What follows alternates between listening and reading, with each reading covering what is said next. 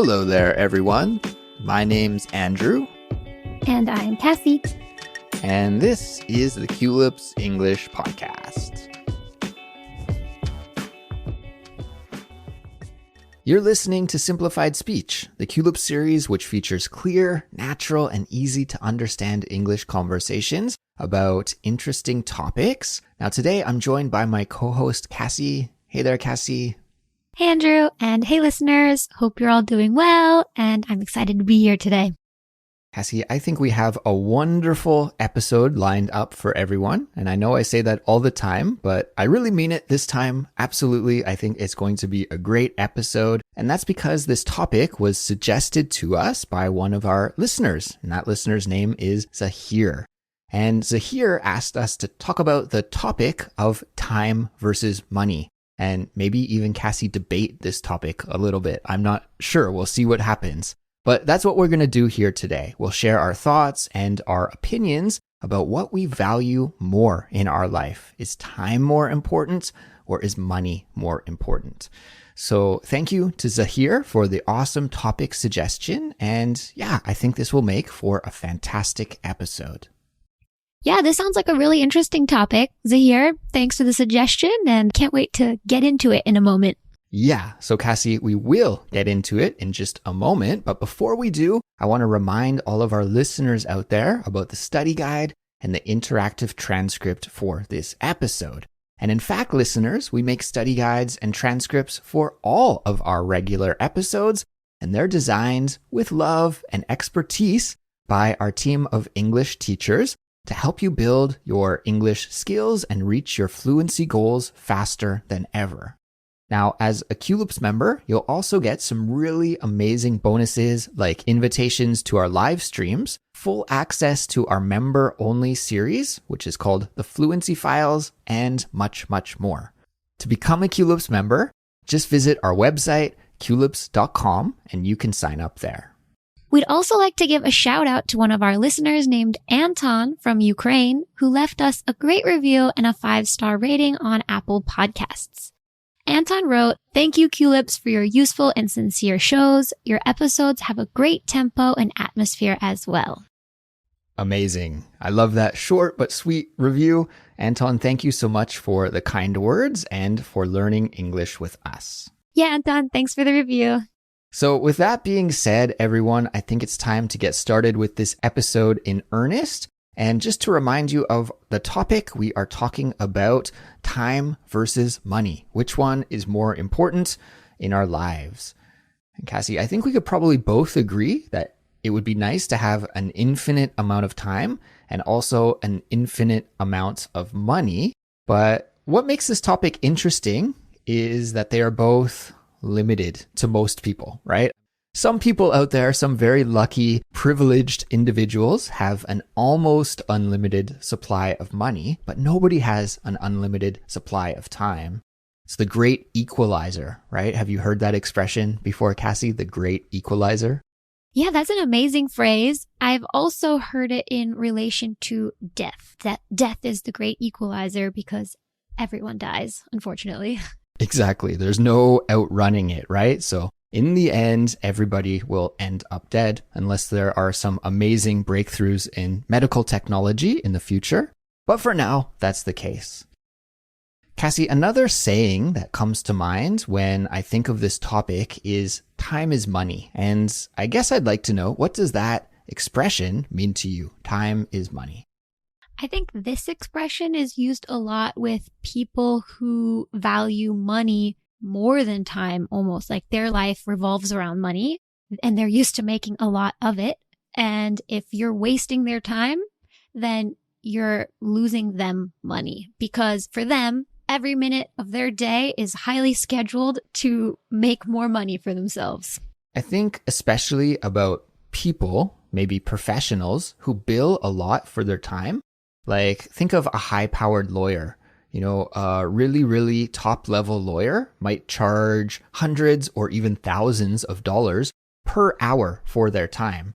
And so if that lawyer had to do a really mundane task, you know, something that just is not a really great return on their time, like maybe writing an email. Maybe that email would take them 15 minutes to do, but really earn them no money for writing that email. Whereas if they spent that 15 minutes with a client and they were charging a couple of $100 an hour, well, then they would have a great return. They would make a lot of money for that 15 minutes meeting with a client. So I think maybe that's what this expression is hinting at, right? Is that when you make a lot of money, your time is very valuable. And so time is equal to money in that situation. But I think all of us probably from time to time have felt like you're doing something that's not really worth your time, right? Have you ever felt like that, Kassy? All the time. I think as adults, a lot of your day is doing stuff that you don't really want to do, but you kind of have to do, but you're not making any money doing it. It's awful. Yeah. And Kassy, we're not those high-powered lawyers that I mentioned earlier, right? We're just teachers, so we live on a modest income. But I think probably most people who have a job and do have an income, from time to time, you've done something where you're like, is this really worth my time? Like, couldn't I just hire somebody to do this for me? Or couldn't I just, pay somebody to do this for me? I'm thinking of things even like recently I took a pair of shoes to the dry cleaner to get them to clean my shoes. And I thought, I could do that myself, but it was only, I think, around $5 or so. And then I didn't have to do that task, which, would take, I don't know, probably more of my time than I would have wanted to, because I'd have to go to the store and buy like a brush to clean my shoes. Maybe I'd also have to buy some kind of cleaning agent or detergent or something. I don't even know what you need to use to clean your shoes. So it's like going to the store, that takes time. I have to buy the equipment, that takes time. At the end of the day, when I think about that, time is money. I can just give them to the dry cleaner. He can clean the shoes for me, and it's a win-win. He gets a little bit of business and I save some time. Yeah, exactly. I think this is definitely true the older you get as well. When you're younger, typically you have less money and you also have more time. So maybe you're willing to ride the slower train that's a few dollars cheaper, or you're willing to take a red-eye flight, or you're willing to pick up some odd jobs that might not pay that well, but they give you some cash. While as you get older and have slightly more money, you're like, I'd rather spend some money to save some time instead. Yeah, absolutely. So Kassy, let's not beat around the bush anymore. Let's talk about our answer to this question directly. In your life, Kassy, what's more important to you, time or money? I think in my early 20s, money was more important because I wanted to be financially free, I guess. Not necessarily where I could just quit my job right now and not work forever, but be able to have options and not feel freaked out if, I didn't get a paycheck for a month or two or a few months. That's financial freedom to me. So yeah, my young 20s, definitely money was more important than time. But I think now in my later 20s, I'm starting to appreciate time more than money. Yeah, it's interesting. It's kind of an inverse relationship, isn't it? I'm thinking about my life, and Kassy, it sounds like your life as well, and probably a lot of our listeners can relate to this. When you're younger, you're in maybe your 20s, you just graduate from university or get your first job or whatever. Usually at that time, it feels like we have a lot of time because we're very young and we can see our whole life ahead of us. But at the same time, we have a very little amount of money because we're just starting our professional life off, right? So you have a lot of time and you have a little bit of money.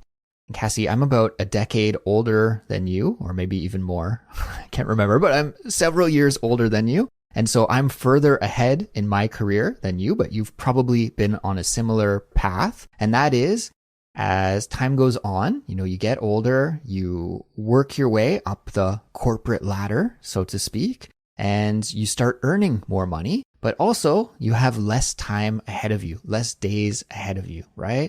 Now I'm almost 40 years old, and that's what we call midlife. That's kind of a good outlook as well, because really, when you think about the quality of life when you're past 75 into your later years in life, you can't really do as much, right? I doubt I'll be traveling the world as an 80-year-old, for example. So the options that are available to you as you get older are just fewer and fewer and fewer. So yeah, it means like that the older you get and the more you spend growing your career, the more money you can earn, but the less time you have to enjoy that money with. So that's what I mean by an inverse relationship.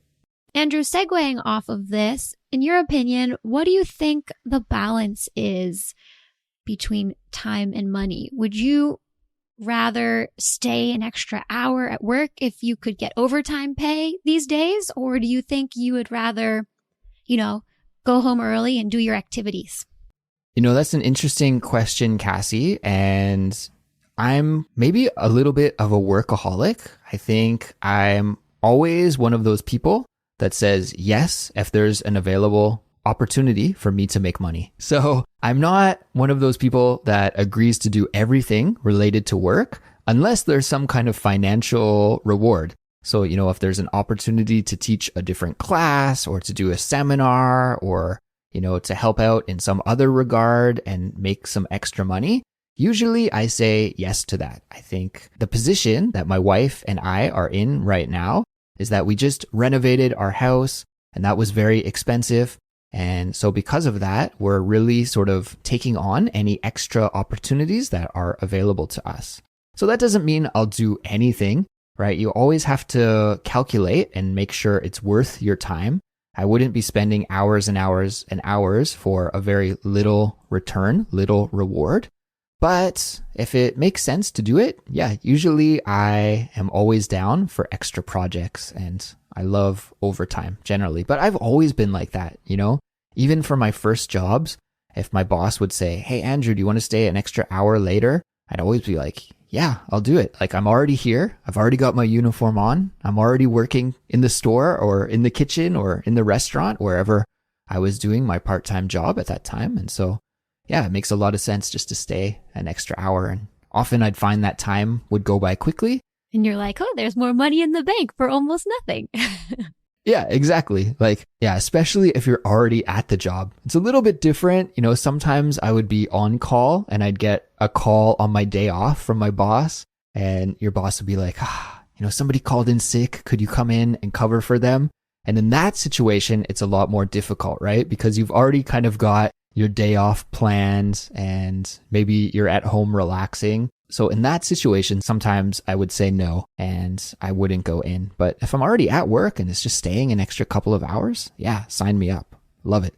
I liked your comment there, Andrew. I think it's not just time versus money isn't just an inverse with age, but it might come more as like a wave depending on where you are in life. So for example, like you said, when you're in your young 20s, you're just starting your career, you don't have a lot of money, you want the hustle, you want to earn that cold hard cash.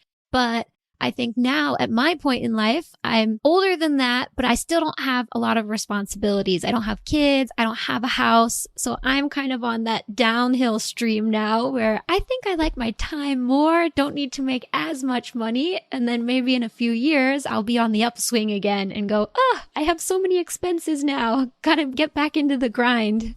But you have to do the calculation, Kassy, because maybe it's better to have a balance now so that in the future, when you do have a house and you do have kids and you do have more responsibilities, maybe some of the money that you earn now could be used to buy you more time in that kind of situation. You're right, Andrew. That's delayed gratification, right? You work hard now, save money now so that you have more fun, more time in the future. But of course, there's that cliche, YOLO, right? You only live once, and we never know what's going to happen in the future, right? Kassy, we've been talking in this episode like we're going to live until we're 80. And I did a health check recently, Kassy, and in the health check, it gave me my projected death age. As long as I don't get hit by a car or something, just if I die of natural causes, that's what their projection is based on my health. And it came out at 87. So I thought, that's pretty good. I was pretty satisfied with 87. That was much longer than I was expecting, to be honest. So, I've got in the back of my mind, maybe I live to 87. But you never know. I might get hit by a car tomorrow. So why save all my money for the future when I should be enjoying time right now, right? You only live once, YOLO. So I don't know. Yeah, I'm in a Facebook group called, I forget the name exactly, but it's Solo Females Traveling Group. And there are so many females in their 30s, 40s, or early 50s who are YOLOing their life and quitting their jobs to travel around the world for 6 months to a year at a time. And other women are commenting, how can you afford to do this? And the women are like, I only live once, guys. And I just wasn't happy. I decided my time is worth more than the money and the stress. And then they quit. Yeah. And often I think when you commit to doing something, you find a way to make things happen. Like if it's something that you really want to do, you can usually find a way to do it. Not that that's true for everybody, of course, but I've noticed that from people that I've met over the years as well. When they're following their dream, if they really believe in that dream, they can find a way to make the lifestyle that they want to live happen. And I always find that really inspiring, even if it's not something that I want to do in my life. But if they're following their dream and making it work, I think that's awesome. Okay, Kassy, I have one final question here before we wrap up this episode. And it's a topic that I was talking about with some of my students this week, and it's really related to the content of this episode as well. And I think I know what your answer is going to be, but I am not 100% sure. So I want to find out. And that is, when you spend money and you buy something, do you prefer to buy items and things and physical objects like clothes or accessories or video games or who knows? Or do you rather spend your money on experiences like maybe traveling or going out with your friends to a restaurant or something like that? How do you like to spend your extra money? So I think your assumption is that I like the experiences more, and that is true. Yes. Yeah, I was right. Yeah. However, my husband is the opposite. He doesn't buy a lot of items, but he gets so much joy out of buying his various Nike, Adidas, sports clothes, or a new tennis racket, and then using it daily.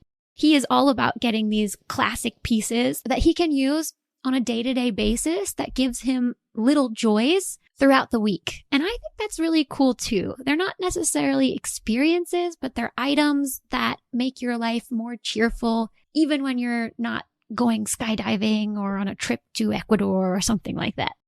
Mm-hmm. Yeah, I completely agree with you. You know, for a long time, I had the mindset that it was all about the experience. And I guess maybe it was those minimalist friends that I had around me influencing me and making me think that I shouldn't be buying just things. But, you know, I do own some things like my guitar, my record player, my bike, and I'm just exactly the same way as your husband. When I see those things, they make me kind of happy, and I look at them and I go, oh, they're so cool. Like, I love this. Like, I don't know, something just sparks a little joy in my life from having that thing. So I agree that both are valuable, and yeah, we shouldn't really think that one is better than the other per se. Yeah, absolutely.